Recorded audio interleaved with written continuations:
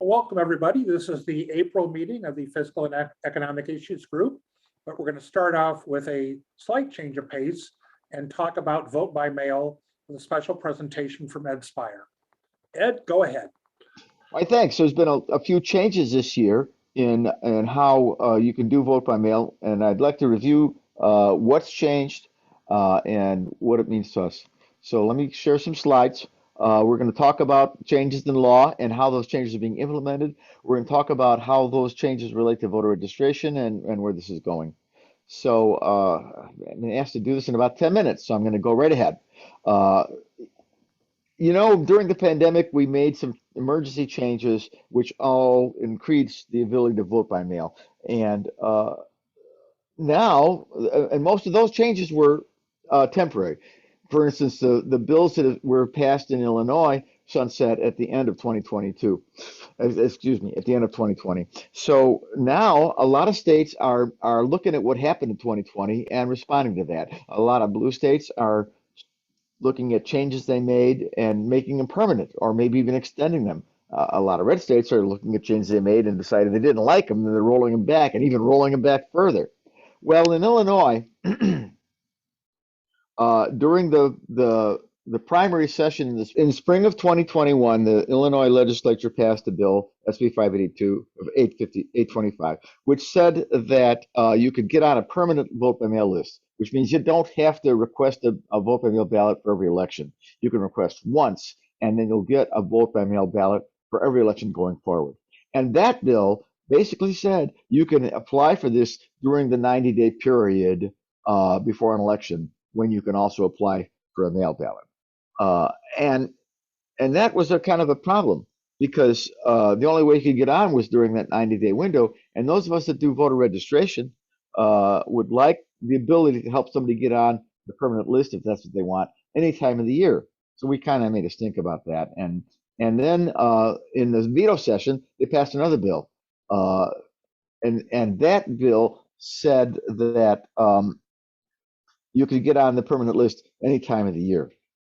So unfortunately, that bill also, perhaps inadvertently, removed the language in the original bill that required this new facility to be made available on March 30th of this year.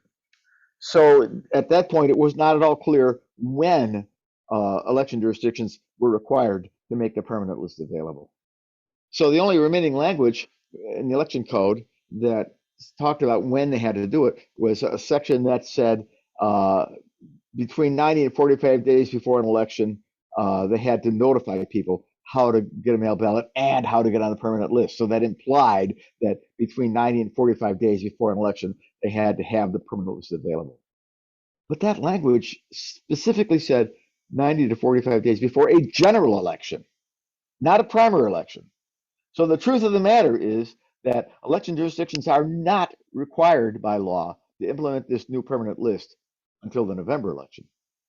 Now, most Metro Chicago jurisdictions are keeping in spirit, in line with the original spirit of the legislation, and enabling it now. The only Metro Chicago area jurisdiction that's not is McHenry. McHenry is not implementing it now. They won't implement it until the November election. And other rural counties, a lot of rural counties are following that lead and not implementing the thing now. So, and then there was some legislation about drop boxes. I think a lot of us appreciated the availability of drop boxes to avoid any delays associated with the Postal Service. The new legislation says that election authorities may, but are not required, to maintain drop boxes. And Chicago and Cook County are continuing to provide the same drop boxes that they did before. They're all early voting sites. And let me say that I really like the drop boxes. I happen to run an early voting site out in Elk Grove. And we, like all the early voting sites, will man the drop box with an election judge. So if you bring in a mail ballot to go into the drop box at an early voting site, there will be an election judge there who'll look at it with you and make sure it's filled out properly, make sure it's sealed properly, make sure it's signed properly. So you have more protection bringing a mail ballot to an early voting site than you do just throwing in a mailbox, where you might have made a mistake and nobody's going to catch it until they call you and say, hey, this is no good. And when I look at the other metro counties around Chicago area, many of them are even increasing the amount of drop boxes they have. I haven't looked closely at the downstate counties in this respect. So I think we're in good shape on drop boxes. So even if the mail is slow, please get a mail ballot, take it to a drop box. So how do I find different jurisdictions implementing this? Um, Around the Chicago area, several of them are implementing it as a checkbox on your ballot application. So you can ask for a mail ballot and then have a checkbox that says, and also put me on the permanent list. Some of them are implementing it with a separate form. The state of Illinois has a suggested form that you can use. And you'll see that a place like Kane or Lake, it just allows you to send this a separate form. So if you go ask for a mail ballot, you can ask for a mail ballot, but that won't get you on the permanent list. You need a separate form to get on the permanent list. Um, and in a way, there's good and bad sides to both of that. Because if you're in one of these counties like Chicago or Cook or DuPage, where you can have a checkbox on your mail ballot application, then when you apply for your ballot, you usually can apply for an alternate language. If you need a Spanish ballot, you can get a Spanish ballot, and then presumably you'd be on the permanent list indicating you want a Spanish ballot. Those jurisdictions that are using the separate form, well, the separate form doesn't have a spot for you to put down a language. On the other hand, the jurisdictions that are doing it, like Chicago and Cook, on the ballot application, well, the ballot application is only available for the 90 days before an election. So what are those jurisdictions going to do after the primary? Suppose you want to get on the primary list in July. It's not at all clear how you would do that in Cook or Chicago. I mean, I'll say you can always call a phone number, but calling a phone number sometimes is pretty useless. So we'll have to see how that proceeds after the election. Now, with respect to registration, I do a lot of high school registration.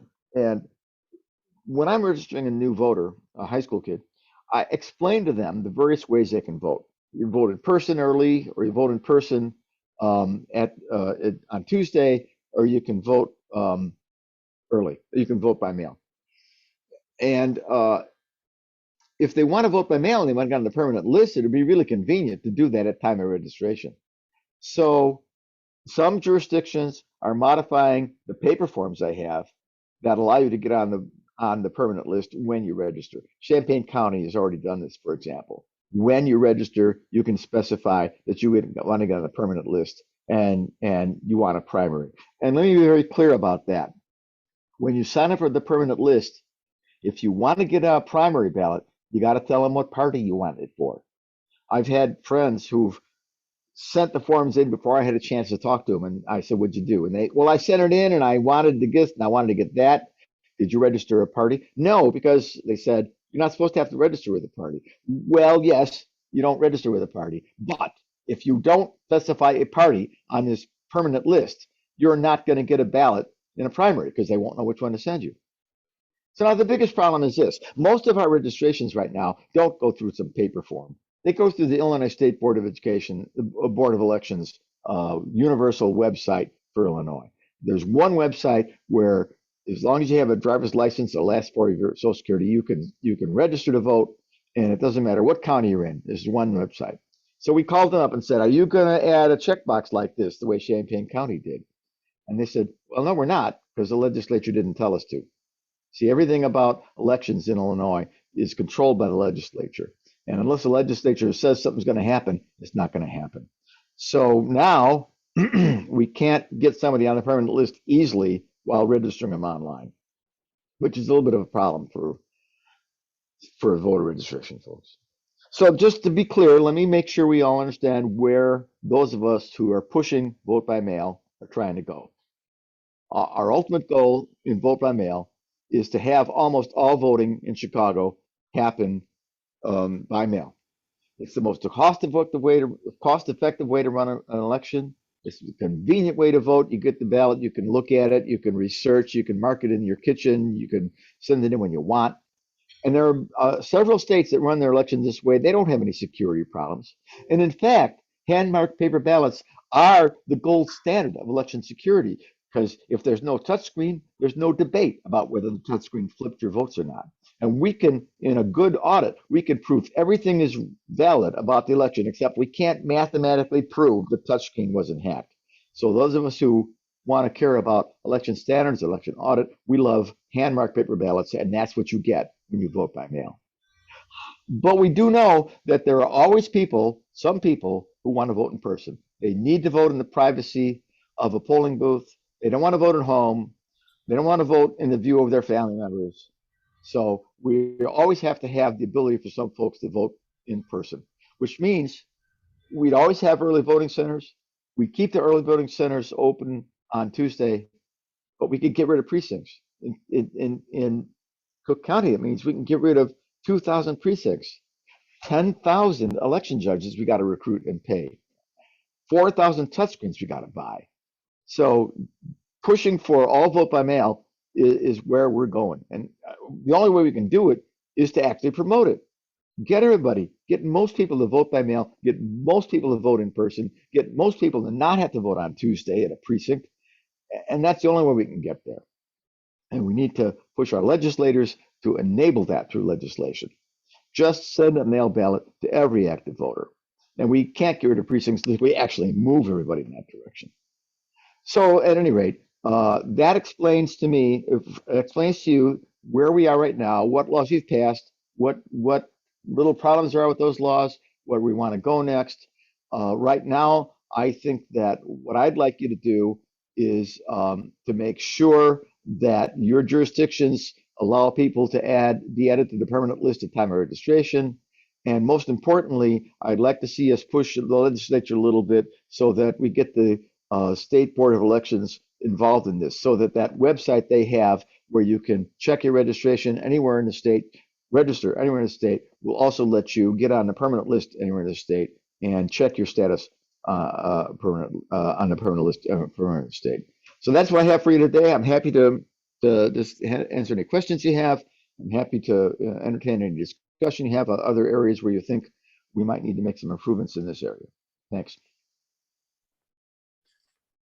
So if I understood correctly, the Democratic areas of the state are making it easier for people to vote, and the Republican areas of the state are making it harder for their citizens to vote. Well, they're not making it easier. They're not making it harder than it was, because once again, the legislature is in control of this stuff, and the legislature hasn't passed anything that makes it harder. But the legislature has kind of inadvertently allowed some states, some districts to delay what they're doing. And I've been talking to the people in McHenry, and there's a contest up there, and maybe I'll help make some presentations up there to help the people in that county understand that their clerk is not really helping them vote the way they could. Okay. Any other questions? Brad? Yeah, Ed, I've got a question on dropping those ballots off at the drop box. Can you drop your family's ballots off as well, or do you have to do it only for your own? No, you can drop off anybody's ballot, but they have to sign your name on the ballot. They have to authorize you to sign their ballot. So for example, I have a guy come into the early voting site. He's got 2 ballots in his hand. He's got his and his wife's. And I look at his as his fine. I look at his wife's, and he didn't authorize it. His wife didn't authorize him to drop it. So I said, "Where's your wife?" She's out in the car. Take this out, make her put your name there and sign there. That authorizes you to drop her ballot in the drop box. And he goes outside, makes you do that, and then drops it. So you can drop a ballot for anybody as long as they authorize you on the face of the envelope to do so. Wow. Okay. Thanks. Thank you. And that's one of the advantages of having an election judge there looking at the thing to make darn sure that there's no question that this has been properly delivered. Anything else? Well, thanks for your time. If you have any questions at all about this kind of thing, get a hold of me. I'm ed.spire@gmail.com.